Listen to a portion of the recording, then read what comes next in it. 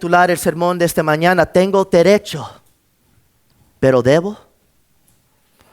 Hace poco, mientras el grupo de alabanza estaba reunido en la oficina, como hacemos cada domingo antes del servicio para orar y esperar, uno de los miembros me hizo una pregunta muy directa y dijo: Nelson, ¿realmente disfrutas ser pastor?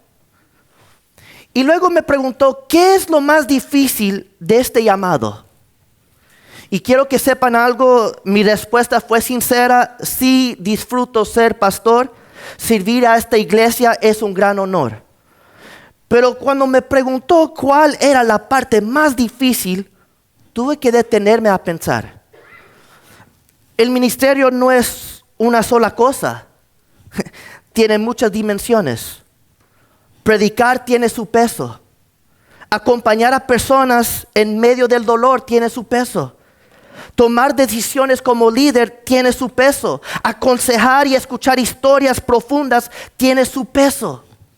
Sin embargo, si tuviera que señalar uno de los retos más grandes para mí en lo personal, sería aprender a caminar con discernimiento en lo que yo llamo las áreas grises. La mayoría de las veces la gente no me llama para hablar de verbos griegos o de teología históricas. Me llaman con una pregunta y muchas más prácticas y directas. Pastor, ¿puedo celebrar esta festividad? ¿Puedo ir a ese concierto? Ya saben lo que viene muy pronto, Maná. ¿Puedo tomar? ¿Puedo ir a Mardi Gras solo por el desfile? ¿Puedo protestar contra ICE? ¿Puedo faltar a la iglesia por trabajo? ¿Puedo salir con alguien que no es creyente? A veces las personas preguntan porque intentan entender por qué algunos se llaman cristianos y hacen ciertas cosas. Están confundidos, están observando, están intentando procesar lo que ven. Otros están luchando internamente. No preguntan por curiosidad, sino porque están peleando consigo mismos.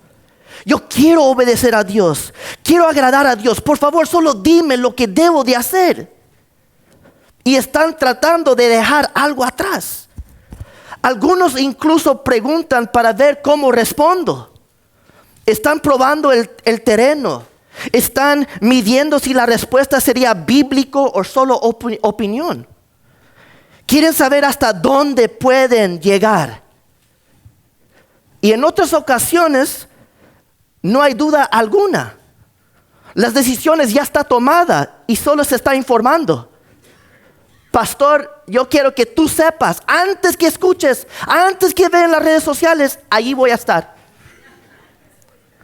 Y quiero que sepas, pastor, eso no es pecado. A mí me están predicando, no es pecado. Si a alguien le incomoda, es su problema. Que maduren, que crezcan. Y más allá del tono, ya sea de precaución o de seguridad, la cuestión central sigue siendo la misma. ¿Cómo deben los cristianos usar su libertad? Porque vivimos en una sociedad profundamente marcada por el lenguaje de los derechos. Y ese discurso se escucha constantemente a nuestro alrededor. Mi cuerpo, mi decisión. Yo conozco mis derechos. Mires donde mires, ves a personas defendiendo su libertad. El país en el que vivimos se fundó en la idea de los derechos. La declaración de independencia habla de la vida, la libertad y la búsqueda de la felicidad. Y dentro del marco del gobierno civil, eso es algo bueno. Los derechos tienen valor, la libertad es importante. Pero hay algo que no podemos olvidar. Si perteneces a Cristo, tu ciudadanía más profunda no es terrenal, sino celestial. Y quienes pertenecen al reino de los cielos entienden los derechos desde otra perspectiva. El cristianismo no niega la libertad, la afirma, pero redefine completamente su propósito. En Cristo, mis queridos hermanos, somos libres. Libres de la condenación del pecado, libres del miedo a la muerte, libres de intentar ganar justicia por medio de la ley. Somos libres de las demandas ceremoniales del antiguo pacto, libres del legalismo. Vivimos bajo la gracia, no bajo la ley. Y también somos libres del dominio absoluto de cualquier ser humano. Tú no perteneces ni a Fabio ni a mí. Al final del día, no vives bajo las opiniones personales de un pastor. Cuando alguien está detrás de este púlpito, no es el dueño de tu conciencia. Somos servidores de la palabra de Dios. Solo podemos guiar tu conciencia donde Dios te habla con claridad. Pero aquí surge la tensión. El evangelio se fundamenta en la historia de alguien que no se aferró a sus derechos. Filipenses capítulo 2 nos recuerda que Jesús, siendo plenamente Dios, no consideró su igualdad con Dios como algo que debía retener a toda costa. Tenía el derecho a permanecer en gloria. Tenía derecho de evitar el dolor. Tenía derecho a mantenerse distante de la rebelión humana. Sin embargo, no se aferró a estos derechos. Él descendió, se hizo hombre, se humilló, soportó el rechazo, la vergüenza en la cruz y nunca dejó de ser Dios. Pero decidió poner a un lado la expresión visible de su gloria. Y la razón por qué Jesús hizo eso, porque el amor fue más importante que sus derechos. Tu salvación es posible porque Jesús no se aferró a lo que le pertenecía. Y eso nos lleva a una verdad profunda. En el reino de Dios, la libertad no es lo más alto. Sí, es cierto, somos libres. Pero el amor es más alto que nuestros derechos. Y esa verdad es el trasfondo de 1 Corintios capítulo 8. Mi querido hermano, la primera cosa que quiero que veamos hoy en esta mañana es que la libertad es un regalo. A primera vista, el tema parece insignificante, carne sacrificado a ídolos. Pero detrás de esa pregunta hay algo mucho más grande. ¿Cómo debe un creyente usar su libertad? Es importante recordar que Pablo no está hablando de esto por casualidad. No es un tema que él escogió. Está respondiendo a preguntas que la iglesia le había enviado por carta. En 1 Corintios capítulo 7, el versículo 1 dice: en cuanto a lo que me escribiste. Allí responde preguntas sobre el matrimonio y la soltería, tratando de ayudar al pueblo en Corintios a vivir con fidelidad en medio de una cultura compleja. Ahora, en el capítulo 8 se aborda otra preocupación que ellos mismos preguntaron. ¿Qué sucede con la carne ofrecida a los ídolos? Ahora debemos de entender algo. Corintio era un centro comercial importante, estratégicamente ubicado y con mucho movimiento. Era una ciudad grande y diversa con unos 600,000 habitantes. Casi el doble que Nueva Orleans. Nueva Orleans tiene 385,000 habitantes. Y con tanta gente, también llegaban muchas creencias. La idolatría no era algo aparte, estaba integrada en la cultura y en la vida diaria. Y los animales se sacrificaban en los templos. Una parte se quemaba en el ritual, otro se comía en celebraciones dentro del templo, y el resto de carne que sobraba se vendía para que las personas podían comer. Eso significa que gran parte de la carne que la gente comía ya había sido ofrecida a un ídolo. Por eso los creyentes preguntaban, ¿está bien que la comamos? Algunos creyentes pensaban algo así. Pablo, nosotros sabemos que los ídolos no son Dios.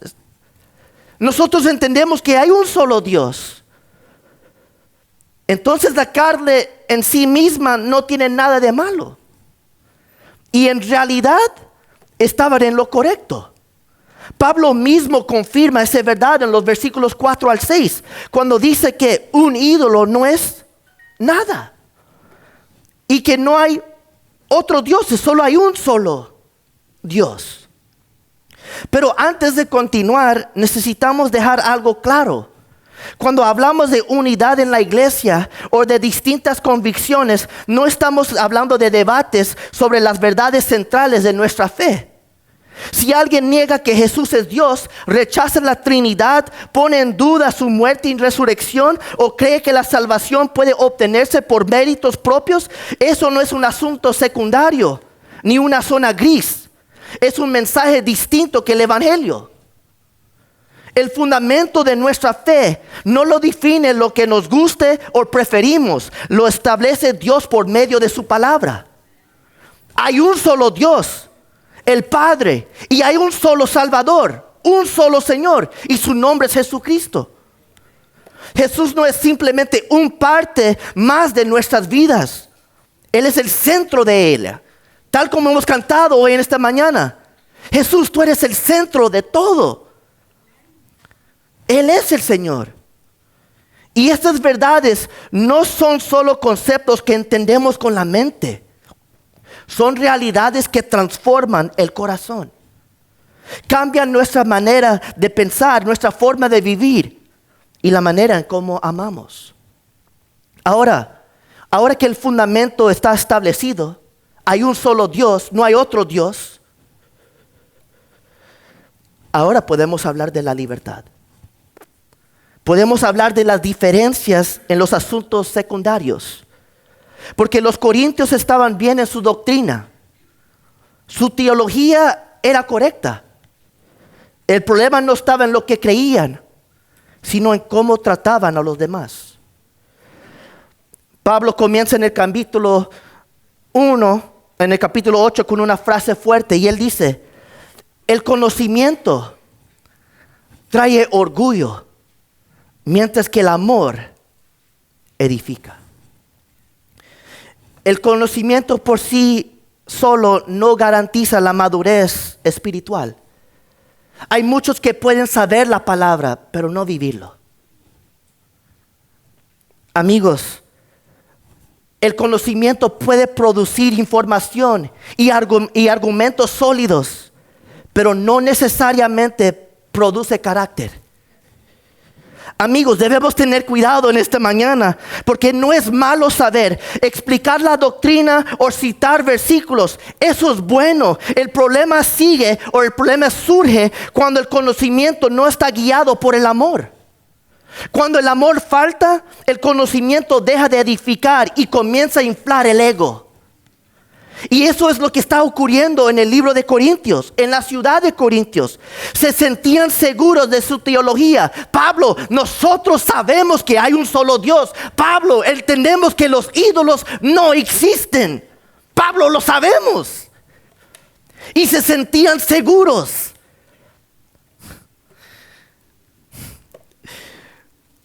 Pero el problema no era que sabían. Ellos descuidaban a sus hermanos. Por eso Pablo profundizó en el versículo 2 diciendo, el que cree que sabe algo, todavía no sabe como debería saber. ¿Escucharon? En otras palabras, el verdadero conocimiento no produce superioridad, produce humildad. Y hay muchos de nosotros que nuestro ego se ha levantado por lo que sabemos. Y no vivimos con amor. La madurez cristiana no se demuestra por cuánto sabemos, sino por cómo usamos lo que sabemos para servir. El crecimiento espiritual no se mide por nuestra libertad, sino por nuestro amor. Por lo cual tenemos que entender algo. Sí, la libertad es un regalo que Dios nos dio, pero la libertad afecta a otros. Y aquí es donde empieza la tensión, porque los corintios pensaban que todos tenían el mismo entendimiento que ellos. Ellos pensaban que todo el mundo pensaba que los ídolos solo eran ídolos. Ellos decían, sabemos que los ídolos son nada, sabemos que hay un solo Dios, entonces esto es simple, esto no es tan complicado. Pero en el versículo 7, Pablo dice, pero no todos tienen conocimiento de esto. No todos estaban en el mismo nivel espiritual. Algunos creyentes habían salido recientemente de la idolatría. Su conversión era auténtica, pero su caminar con Cristo todavía era nuevo. Para ellos comer esa carne no era neutro. Les recordaba de su vida vieja. Aunque ahora conocían la verdad y aunque son libres ahora, su conciencia seguía siendo sensible al respecto. Por eso Pablo dice que su conciencia era ¿qué?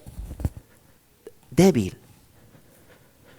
Ahora tenemos que aclarar dos términos: conciencia y débil. Porque la conciencia es esa voz interior que te dice esto está bien o eso está mal. Muchas veces en las películas vemos que hay un demonio, hay un Satanás y luego hay un ángel aquí que le está hablando a la persona. Y mis queridos hermanos, todos aquí, todo el mundo tiene la conciencia. Dios nos creó con ella. Pero es importante entender algo. La conciencia no es el Espíritu Santo. El Espíritu Santo es un regalo que uno recibe cuando cree en el Señor. La conciencia es parte de la gracia común. Todos nosotros lo tenemos. Puede verse, y ahora tenemos que entender que la conciencia no es el Espíritu Santo, y la conciencia puede estar mal formada. Puede verse influida por tu pasado, por tus experiencias, o por lo que aprendiste antes de conocer a Cristo. Por eso necesitamos que la palabra de Dios sea nuestra autoridad final. El Espíritu Santo usa la palabra de Dios para ir formando y corrigiendo nuestra conciencia con el tiempo, ayudándonos a crecer en discernimiento. Aún así, tu conciencia tiene peso. Tu conciencia es importante. Si estás convencido que algo está mal y aún así lo haces, estás pecando. Porque estás actuando en contra de lo que según tu entendimiento honra a Dios. Por eso Pablo dice, contamina o violan su conciencia. La respuesta no es silenciar la conciencia ni pasarla por alto. Cada uno de nosotros debemos ser formados y fortalecer nuestra conciencia con la palabra de Dios. Pero por esa razón Pablo usa la palabra débil. Él dice que ellos tienen una conciencia débil. Ahora, eso no es un insulto. Él está hablando de alguien que todavía no tiene una conciencia bien formada a este respecto. Su fe es real, pero está en un proceso de crecimiento. Su pasado aún está tan cercano que ciertas prácticas se sienten vinculadas a su vida anterior. No se trata de rebeldía, se trata de sensibilidad. Y esa sensibilidad debe tomarse en serio. Porque, mis queridos hermanos, note lo que dice en el versículo 10. Porque si alguien de conciencia débil te ve a ti, que tienes este conocimiento, comer en el templo de un ídolo. Ahora yo quiero que se fijen en algo importante, porque muchas veces cuando leemos este pasaje estamos diciendo, hay aquellos que tienen una conciencia fuerte y débil. Pero note que Pablo no dice aquí que aquí hay fuertes y débiles. Sí lo dice en Romanos capítulo 14, versículo 15, y capítulo 15, pero en 1 de Corintios no menciona nada de fuertes y débiles. Él dice, hay aquellos que tienen conocimiento y hay aquellos que tienen un débil conciencia. La respuesta es muy importante, porque no divide a la iglesia entre fuertes y débiles, solo dice los que tienen conocimiento. Esto no se trata de etiquetas, sino de responsabilidad. El que tiene conocimiento debe de ¿qué? Velar por aquel que es débil. Y note cómo Pablo sigue, porque en el siguiente versículo él dice, o pregunta, ¿no se sentirá animado a comer lo que ha sido sacrificado a los ídolos? Y la misma pregunta ya trae la respuesta. La respuesta es ¿qué? Claro que sí. Pero no lo hace por convicción personal, sino por influencia o presión. La palabra que Pablo usa es interesante. Sugiere fortalecimiento. Sin embargo, aquí esta fortaleza lo empuja en la dirección equivocada. Le está animando a ir en contra de su conciencia. En lugar de crecer, termina actuando en contra de lo que su propia conciencia le está diciendo. En su mente, en su corazón, él piensa que está mal comer del carne. Pero ver a aquel que es maduro supuestamente, o que tiene conocimiento, verle a él, le está empujando a hacer algo que él le está diciendo que no lo debe de hacer. Y ahí es donde la advertencia de Pablo se vuelve seria. Porque en el versículo 11 dice, entonces ese hermano débil por quien Cristo murió se perderá a causa de tu conocimiento. La palabra perder no significa que pierde su salvación. Está hablando de un daño espiritual, un golpe a su fe, a su crecimiento, a su caminar con el Señor. Y en el versículo 12, Pablo lo lleva aún más lejos. Él dice, al pecar así contra los hermanos, hiriendo su débil conciencia, pecan ustedes contra Cristo.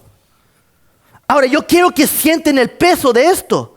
Lastimar a un creyente por descuido no es algo pequeño. No es simplemente pensamos diferente. Es pecado.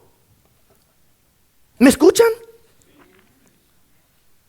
Y yo sé que muchas veces como cristianos no nos gusta hablar de este tema. Note lo que Pablo dice. Pablo dice que pecamos contra nuestros hermanos. Y no se queda solo entre personas. En el fondo es pecado contra Cristo mismo. El cuerpo de Cristo es tan unido que cuando un miembro es herido, esa herida alcanza la cabeza. ¿Y la cabeza es quién? Si eso es así, si lo que hacemos puede impactar a un hermano y al mismo tiempo tocar el corazón de Cristo, entonces nuestra libertad no es algo que podemos usar sin pensar. ¿Me escucharon? Debemos tener cuidado, porque no solamente estamos lastimando a nuestro hermano, también lastimamos el cuerpo de Cristo. Mi querido hermanos, no es independiente. No es simplemente, es mi decisión. Nuestra libertad está ligada al cuerpo. Y el cuerpo está ligada a Cristo. Ahora observen algo importante. Porque estamos hablando de dos creyentes que comparten el mismo fundamento. Ambos saben que no hay otro Dios. Ambos tienen su fundamento, sus raíces bien. pero no están de acuerdo en cómo aplicar esa verdad. El asunto es si deben comer carne ofrecida en el templo, y cada uno responde según a su ¿qué? A su conciencia.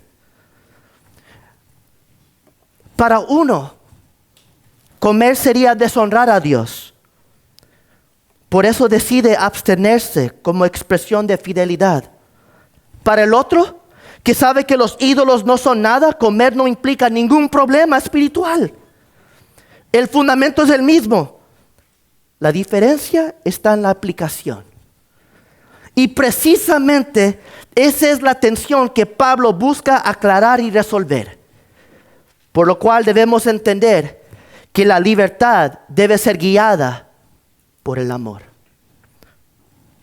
En el versículo 9, Pablo dice: sin embargo, tengan cuidado. ¡Qué mandato tan fuerte! Él dice, sin embargo, tengan cuidado de que su libertad. Fíjense en lo que Pablo no dice. No les dice que ya no son libres. No les quita sus derechos. No les prohíbe comer carne. Él reconoce que lo pueden, ¿qué? Que lo pueden hacer. Ustedes son libres.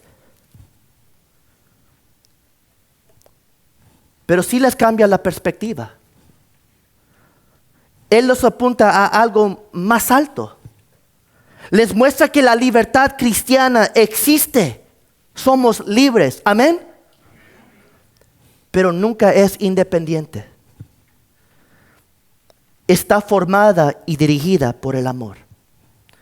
Note lo que dice. Sin embargo, tengan cuidado de que su libertad no se convierte en motivo de tropiezo para los débiles.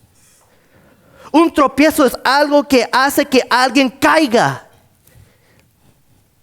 Y a veces puede ser intencional, colocada con mala intención. Hay personas afuera que quieren vernos a nosotros caer. Hay personas que sí te quieren herir y dañar. Pero muchas veces las personas no lo hacen intencionalmente. No nos despertamos pensando en herir a alguien. El problema es que en ocasiones simplemente no consideramos cómo nuestra libertad puede afectar la fe de otra persona.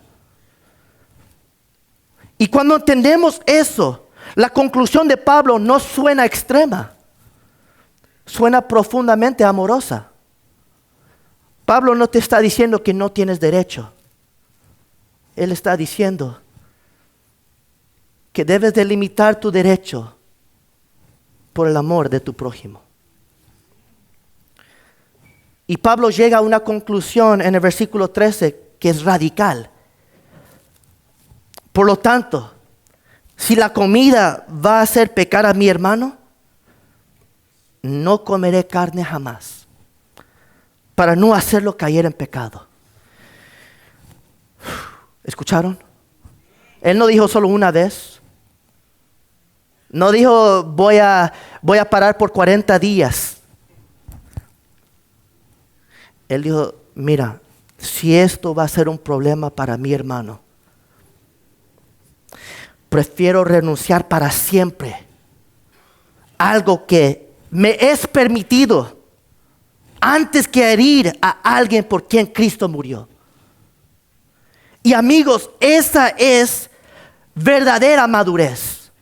La madurez no consiste en demostrar hasta dónde puedes llegar, sino en proteger y cuidar a quienes todavía están creciendo en su fe.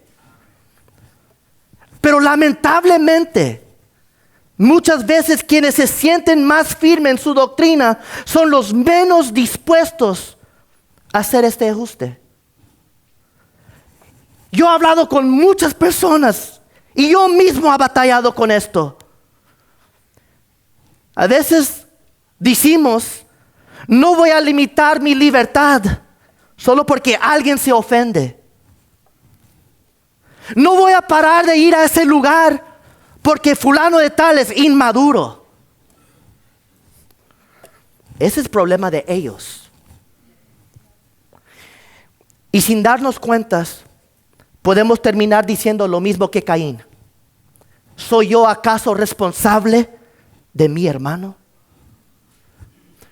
El espíritu de Caín todavía está, si lo quieren poner de así. Porque queremos velar por mí y no por aquel que está a mi lado. Pero Pablo no respalda esa forma de pensar. Él nos muestra que no es solo asunto del otro, también nos toca a nosotros. Somos el cuerpo de Cristo. Amén. Y cuando una parte está débil, la más fuerte no usa su fuerza para imponerse, sino para proteger. Así funciona una familia. Como el hermano o como la hermana mayor que cuida al menor. La fuerza no existe para probar que eres superior, sino para servir y cuidar a los demás. Hubo una etapa en la que iba al gimnasio con más constancia. Fue antes de casarme, así que esa temporada ya pasó. Pero durante un tiempo entrené con personas más fuertes que yo. Ahí está uno de los muchachos ahí, Jonathan, y algunos otros más que me ayudaban cuando quería ponerme chico fit. Y ellos eran más fuertes, ellos tenían más experiencias, y yo todavía estaba aprendiendo y no tenía tanta fuerza. Y yo trataba de entender bien los ejercicios y, siendo honesto, de no hacer el ridículo. Y recuerdo que muchas veces ellos podían seguir a su propio ritmo, pero decidían bajar el peso por mí.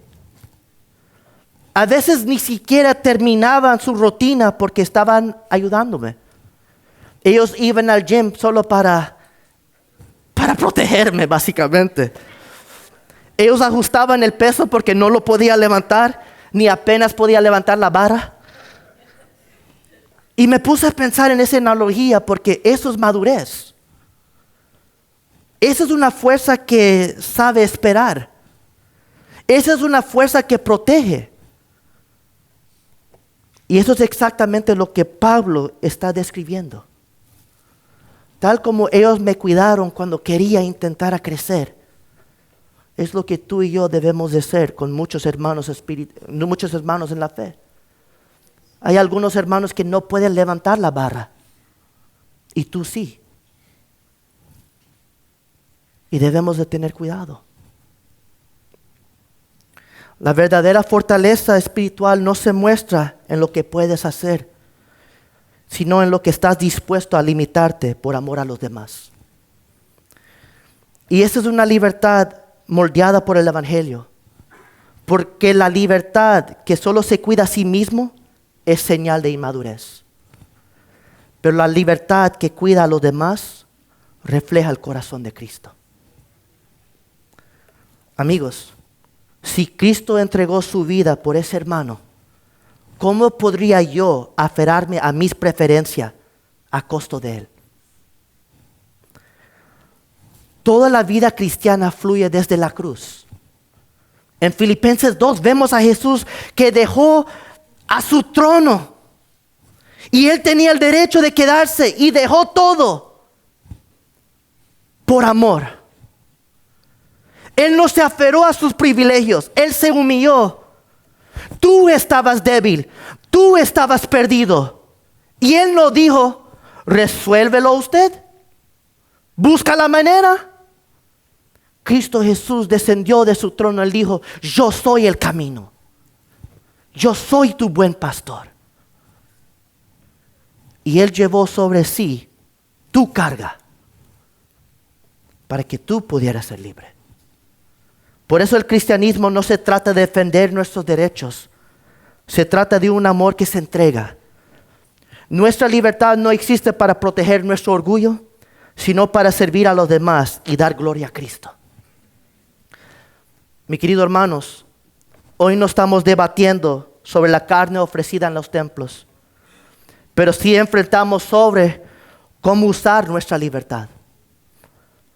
Temas como el alcohol, los conciertos, las redes sociales, la participación en la cultura o la expresión política. Ustedes no me están escuchando hoy en esta mañana decir que esto es pecado. Los escenarios cambian, las preguntas se actualizan, pero el principio sigue siendo el mismo. Así que hoy no te quedas solo con la pregunta, pastor, ¿estoy permitido? Hacete también estas preguntas. ¿Esto beneficia a otros? ¿Ayudará a fortalecer la fe de alguien? ¿Podría causar confusión o tropiezo a otro creyente? En una cultura que constantemente defiende sus derechos, la iglesia está llamada a vivir de otra manera, con dominio propio, voluntario por amor. Entonces la pregunta que tenemos delante de nosotros no es solo qué puedo hacer, sino de qué manera mi libertad edifica el cuerpo. Porque en el reino de Cristo el amor gobierna nuestra libertad. Y ese es el camino de la cruz. Amigos, algún día estaremos delante del Señor. Y en ese momento no nos preguntará cuánto defendimos nuestra libertad. Nos preguntará cómo amamos a su iglesia. Y cada quien debe analizar eso. Cuando estemos delante del Cordero, que fue herido por nosotros, no diremos, Señor, yo tenía derecho. Diremos, gracias por renunciar a tus derechos por mí. Por lo cual es tan importante, si Él no se aferró a sus derechos, ¿por qué nosotros lo hacemos? Por lo cual, mi exhortación para ustedes y para mí es que seamos una iglesia donde la libertad sea real. Somos libres en Cristo, amén. Pero donde el amor siempre tenga la última palabra. Que seamos una iglesia donde los fuertes protejan a los débiles y donde la cruz marque la manera en que vivimos. Porque al final la libertad pasa, pero el amor permanece. Esto es palabra de Dios. El que tenga oídos. Si ves a tu hermano en un concierto, por favor no me llamen.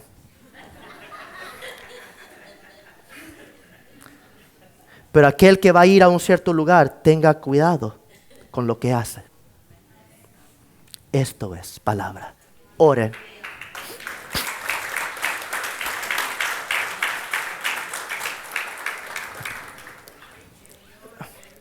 Déjenme respirar una oración para ustedes y para mí.